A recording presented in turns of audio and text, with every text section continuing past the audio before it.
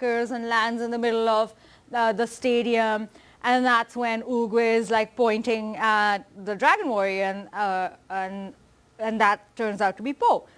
The crisis is Tai Long breaks the jail, and then he's coming for the village. The climax is the big fight, and the resolution is that Poe wins the fight. He takes the dragon scroll and returns it to his master, Shifu. Okay. What you want to consider is that the story needs to have beats, but within each scene you want to have beats. Within each sequence you want to have beats. Within each shot you want to have beats. And we'll talk more about that. Now, a little about how to deal with a client. So normally in the case of motion graphics, what happens is that you have a client, right? The client may be someone like Air Canada. So Air Canada is a company that I've worked for. TELUS is a big telecommunication company that I've worked for. You have EA Games. They might be a client for you. You may have film industry people like Marvel coming up to you as clients as well. And the first thing you want to do is you want to understand what they're looking for. And that you can define by having them or yourself fill out a one sheet. So a one sheet helps to outline the key requirements for a project. And you could use a one sheet, or you could use a creative brief. And in that, over here, we can see that the top part, it says, what are your marketing objectives? And then it says, what is the context and what is the communication that is most important? Who is the target audience? And I'm just reading over here. What is the core design, brand ideas, reasons to believe, response, and so on. And in this document, you also can specify what is their budget, what is their audio requirements, do they have any print requirements. So you're basically trying to understand all the important key points that are important for the client so that you can build them into the project. And if you guys have any questions, please go ahead and raise your hands. I'm here for you. Okay? I'm here for your questions. Okay. So moving forward, ooh, that was quick. So moving forward, we have a break. Would you guys like a break at this moment, or would you like to continue on? Okay. So, sorry? Drink some water. I should drink some water? Oh, you want to drink some water? So, okay, what's the decision here? Would you like a 5-minute break?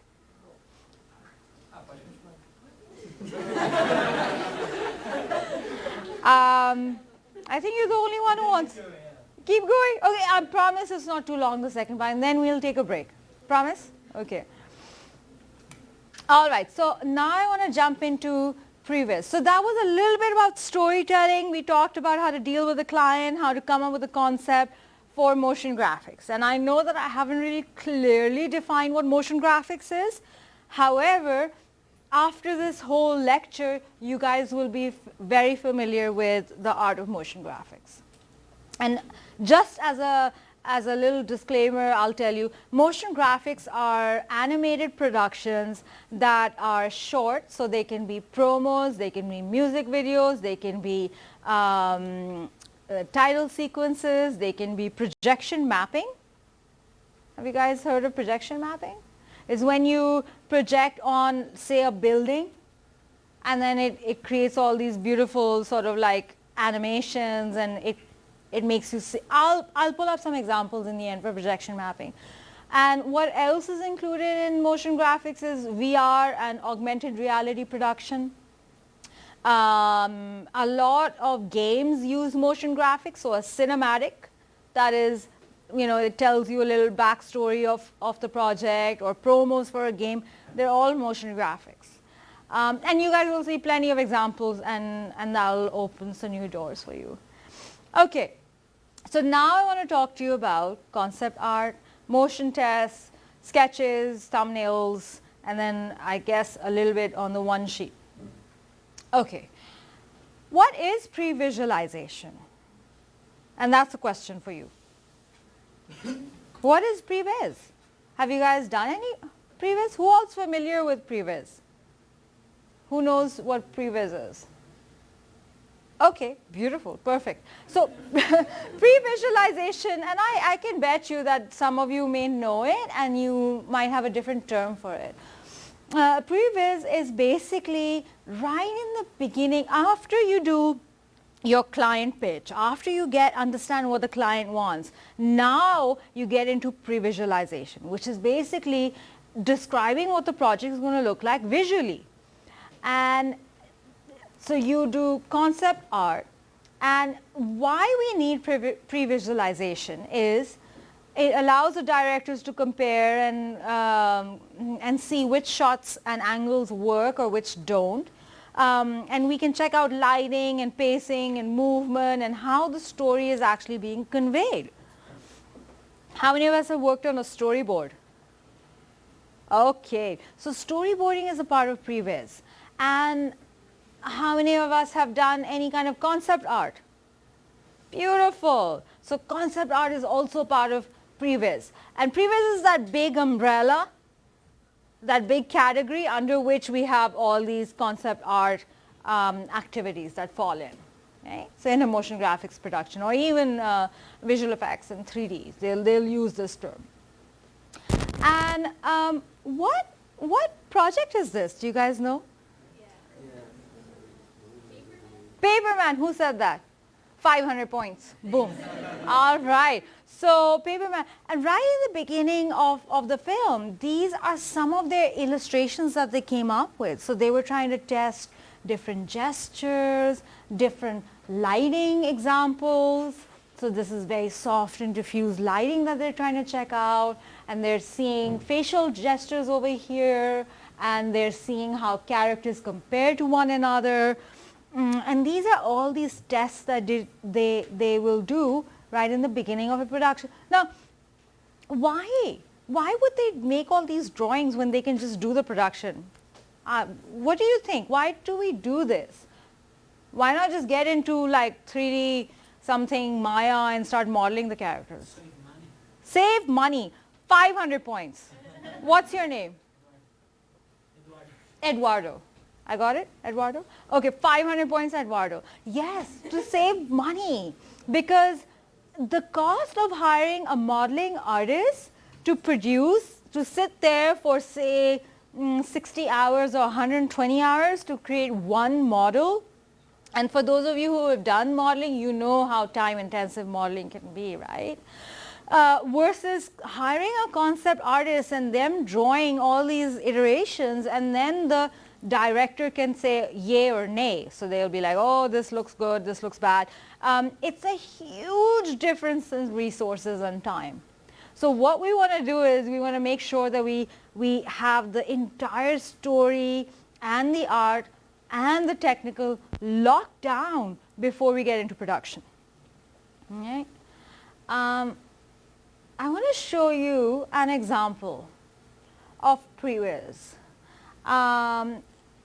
Of story creation as well. And, okay. I'm going to jump a little back and forth from my resources. Ooh, it didn't like that.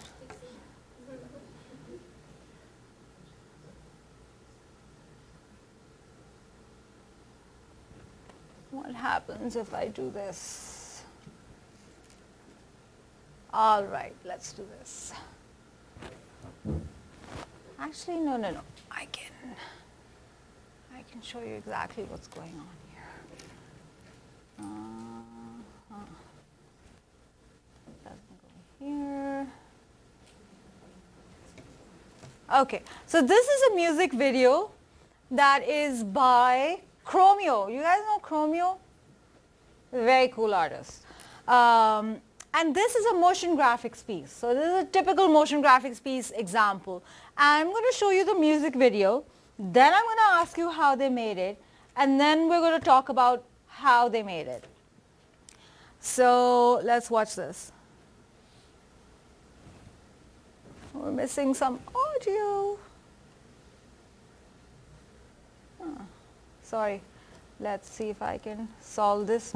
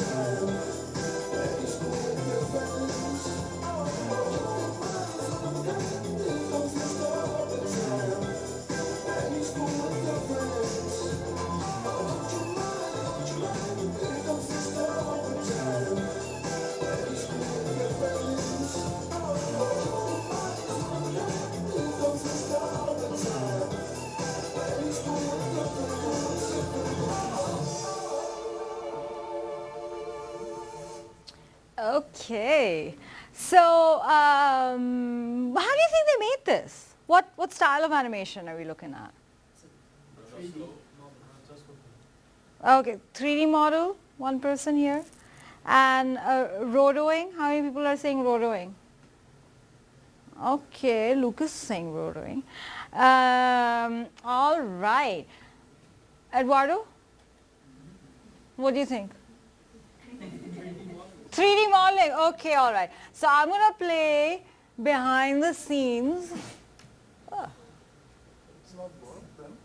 It's not, sorry? Both of them. Because it seems there is vector, illustrations, and animation, and they use 3D models to complement it. Yeah. Oops, wrong file. I want us to discover together. So where are you, file? Okay. Okay, yeah, sorry.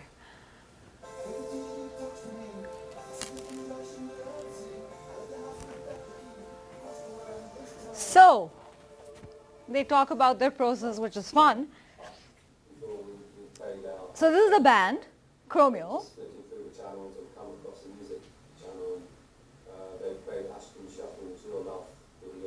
Which is the vector art that you're referring to. So the band liked the vector art, and right now they're doing what part? Creative brief. So they're trying to understand what the client wants. Both had the same idea, us seeing about the theme, both Alphabet City, which is Sky in the Park. Alphabet City is a movie from the 1980s. Old school.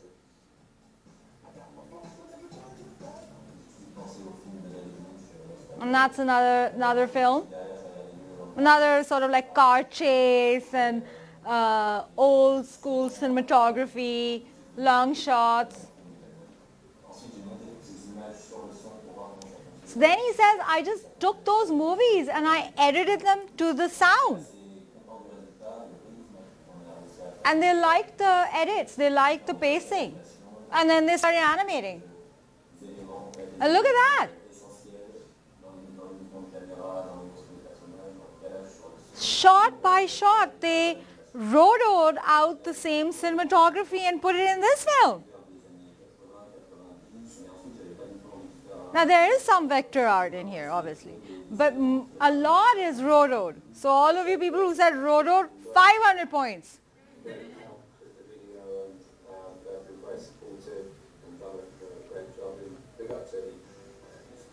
And this part blows my mind, is every single shot is rotoed.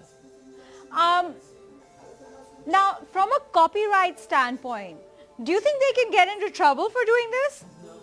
No. Why? Sorry? It's a reference, exactly. And if you saw the music video, would you be able to tell that it's inspired by these films? No. So references and inspiration is extremely important. And what I'd like to say is that all stories come from other stories.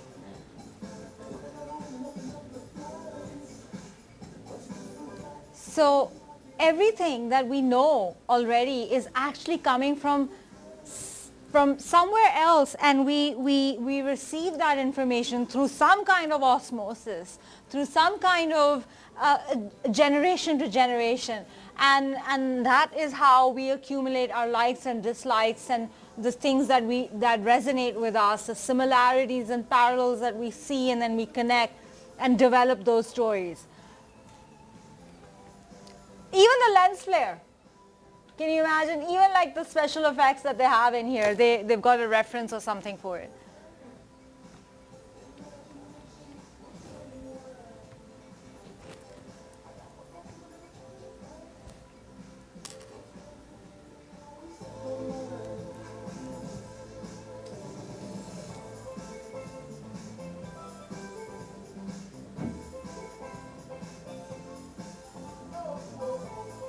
So I would like to even recommend that for your next project, you should do something like this. You should take something that's already created and then modify it. Now, the one thing that's really important that I love to remind my students is that, yes, we already have our 3-act structures and hero journeys and whatnot, very archetypal storytelling. We already know those story structures and everything. So the big question becomes, what are we doing here as artists? Why are we even telling all these stories if they've been created before? You as artists, it is your responsibility now to retell the same messages through the techniques and the tools that are available to you. So for you guys, it's going to be digital arts. For you guys, it's going to be game design. For you guys, it's going to be sound production with Pro Tools and whatnot, or Maya, and so on. So now you have a different sort of a canvas, and you're supposed to create stories with these mediums, or projection mapping, or interactive arts, and all this fun stuff. So it is your responsibility to now carry on these messages, carry on these valuable stories, and create a medium in which our society today can enjoy them. Does that make sense? Yeah. So that's a pretty important responsibility, I would say. And so cool. Like I would love to do that. Maybe that's why I am doing that. I don't know. Okay, so if I make this full screen, swap display. Oh no, don't see my slides. How do I do this? Very interesting. Okay, so I will do one thing here and make my life a little easier for this moment.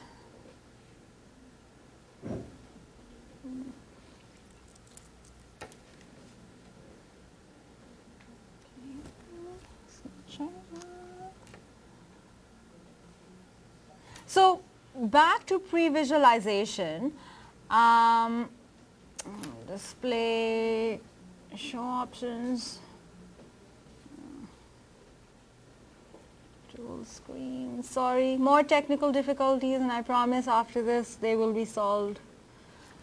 All right, so we are sharing the same screen. So now, research and development. Why is it doing that? It's so silly. Oh. You guys can see all my notes and then I will view the presentation. That's what it wants to do. Okay. Doesn't like me today. Still doing the same thing? Yes. Okay. Sorry. Give me 2 seconds. See if I can change this again.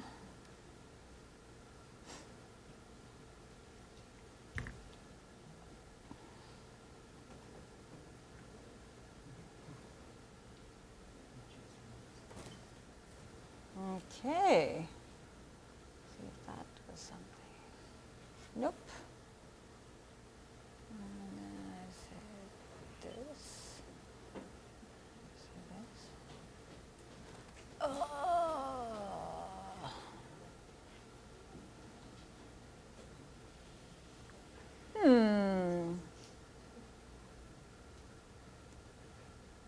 Okay.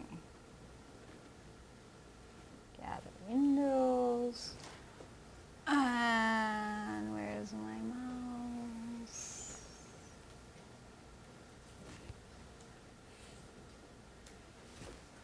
Aha.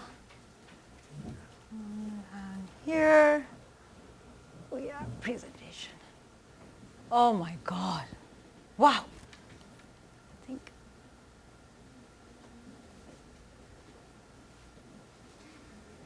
where's this guy? Right up here. You guys see that? Boom. All right. Ooh, that was fun. Okay. So research and development. So right in the beginning, do you guys know which story this is from? Or which film this is from? Monsters, Inc. Okay. So the whole point of coming up with a concept is doing tons and tons of research and development right in the beginning. And who do you think does this research and development? Concept artists, excellent, all right, and writers maybe perhaps. So we can see some of the concept art. In fact, I'm going to show you more right over here. So these were some of the characters that made it in the film and some didn't make it in the film. And the whole point was taking different animals and insects and vegetation and combining them together. So if I ask you what kind of vegetation, animals and insects are in this character right over here, would you be able to guess? Cactus, scorpion, beautiful. A bull with the horns, fantastic. What about this guy? Bee and an eagle. Okay, beautiful. Yeah, look at those hands. Excellent. All right. So let's try this again. What about this one? A bat and a kiwi. Okay, yeah. And this? Frog and a crab. Excellent. And then octopus. I see cactus as well. I don't know if you guys do. And then the horns, obviously.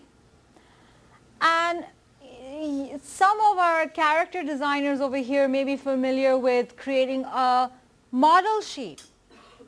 A model sheet or a character sheet or a 3D turnaround sheet. They're all the same thing. Where basically we try and assess what the scale and the size and the side profile of a character is. So right over here you can see some more iterations and they're doing some sort of gestures and detailing and they're coming up with, okay, how does it move? How does it bend? How big is it compared to the world scenario of the story? So that's super interesting. And right over here I have some more examples. Now when we say model sheet, it's not just one sheet. but it's a whole documentation of all the visualization for that one character. So over here you can see that these are some rough sketches for this gator, and then here's some more detailing information about, okay, what are the specs like? They also built a 3D, by 3D I mean like a clay model, and then you have some more gestural and poses examples right over there. And you know what was really beautiful? That at the Rotfather exhibit that Monica had invited me to, I saw the 3D model, I saw the character sketches, I saw all the detailed model work that you guys have done. So you guys are already doing this, which is so cool. Which film is this? Incredibles. Now, when we're thinking of shapes, shapes can signify certain qualities in a character. What do you think a circle, without looking at the slide, or look at the slide, what do you think a circle signifies? Friendly, comfortable. Comfortable, and sorry? What did you say? Frame? Yes, yes? Friendly.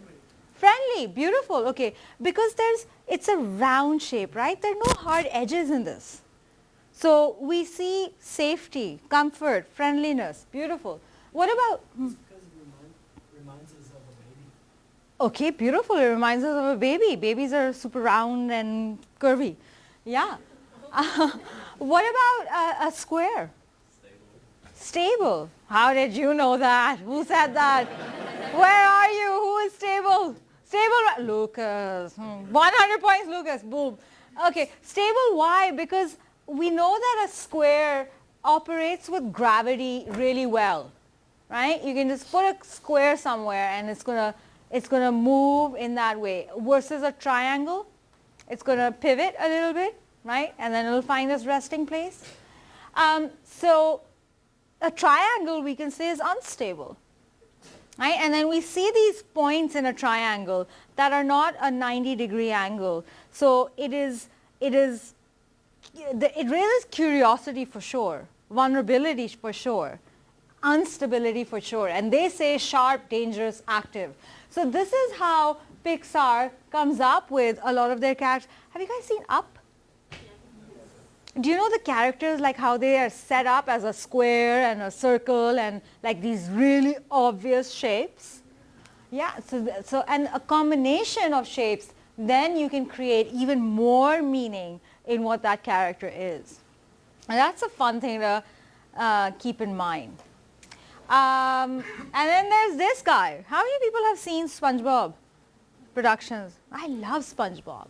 This is such a cute character. And right over here you can see the level of detailing that they have. So they cut up the whole character, they define what the attributes of small features are like.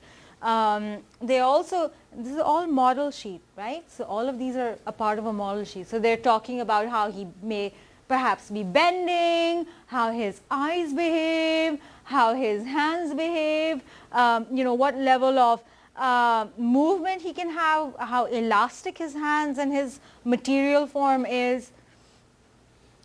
And then down here you can see a lot of detailing, right? So they're saying they literally make parts and they're like 1 part, 2 part, 3 part, 4 part, 5, and that's how. Now why would they do this?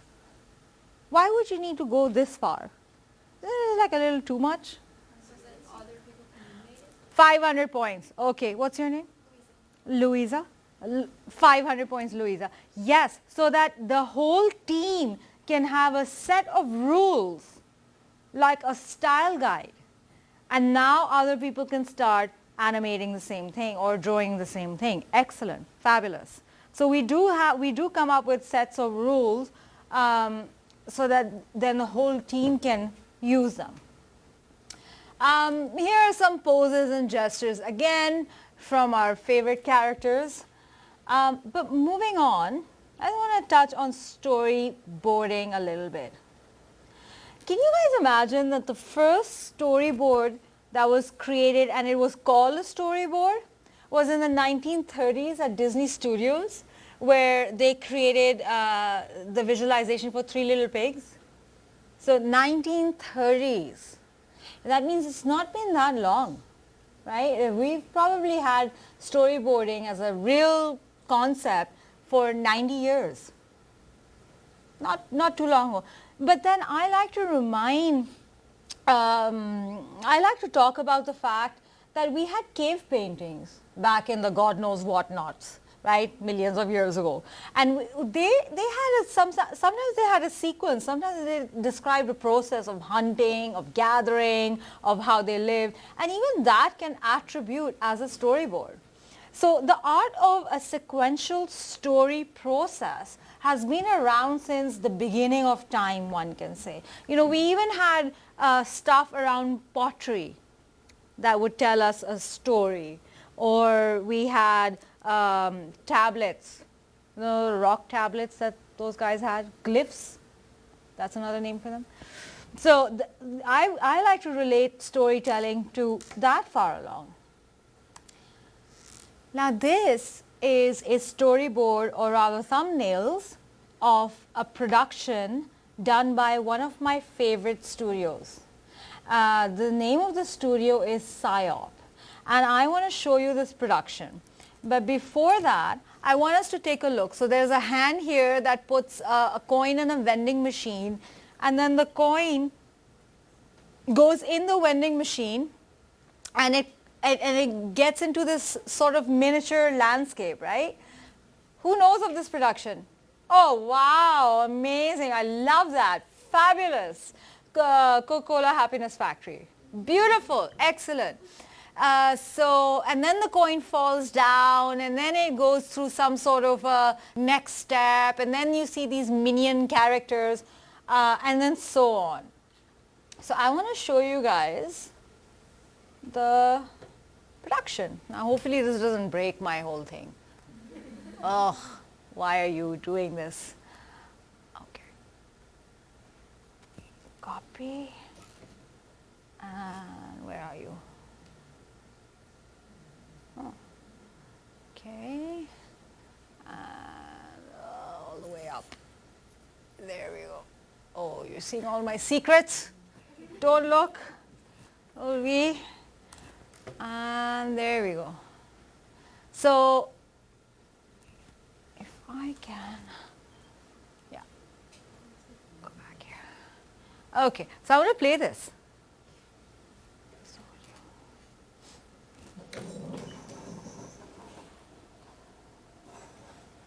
So that's the coin from the vending machine, and these are the minions, and these are all the other shots as they progress.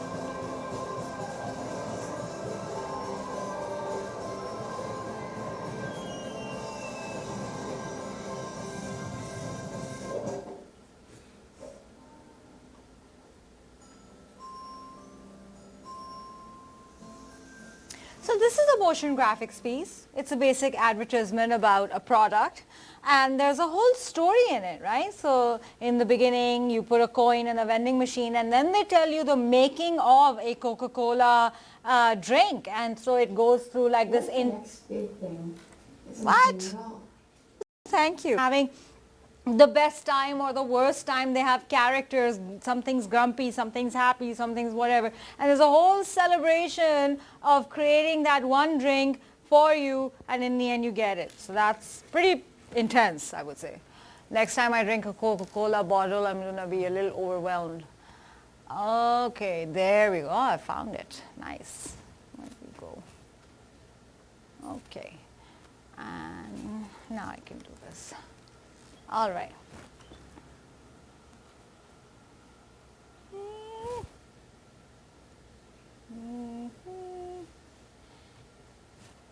Okay.